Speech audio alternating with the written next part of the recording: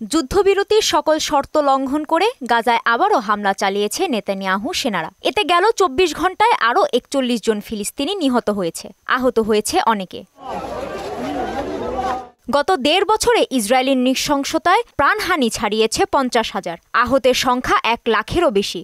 নিহতদের মধ্যে শিশুর সংখ্যাই ১৭,০০০ বলে জানিয়েছে গাজার স্বাস্থ্য মন্ত্রণালয়। গাজা সিটি থেকে আল জাজিরার প্রতিবেদক হানি মাহমুদ এক প্রতিবেদনে লিখেছেন, নিহতের প্রকৃত সংখ্যা তার চেয়ে আরও বেশি। গাজার স্বাস্থ্য বিভাগ শুধু নথিবদ্ধ হতাহতের হিসাব রেখেছে। এমন অসংখ্য নিহত ব্যক্তিকে কবর দেয়া হয়েছে, যাদের তথ্য নথিবদ্ধ করতে পারেনি স্বাস্থ্য মন্ত্রণালয়। এদিকে ইসরায়েলে ভয়াবহ ক্ষেপণাস্ত্র হামলা চালিয়েছে হুতি বিদ্রোহীরা। গাজায় ইসরায়েলের বর্বরতার জবাবে ফিলিস্তিনিদের সমর্থনে এ হামলা চালানো হয় বলে জানিয়েছে তারা।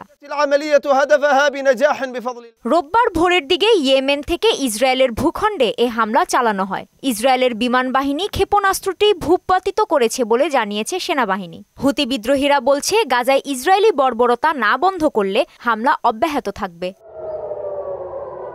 অন্যদিকে উত্তর ওয়াজিরিস্তান জেলার গোলাম খান কালায় সীমান্ত দিয়ে আফগান থেকে পাকিস্তানে অনুপ্রবেশকালে ১৬ জঙ্গিকে হত্যা করেছে নিরাপত্তা বাহিনী।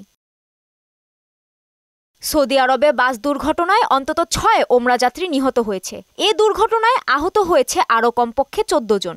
দেশটির মদিনা ও মক্কা শহরের মধ্যবর্তী মহাসড়কে এ ঘটনা ঘটে বলে জানিয়েছে স্থানীয় সংবাদ মাধ্যম। নিহতদের সবাই ইন্দোনেশিয়ার নাগরিক বলে জানা গেছে।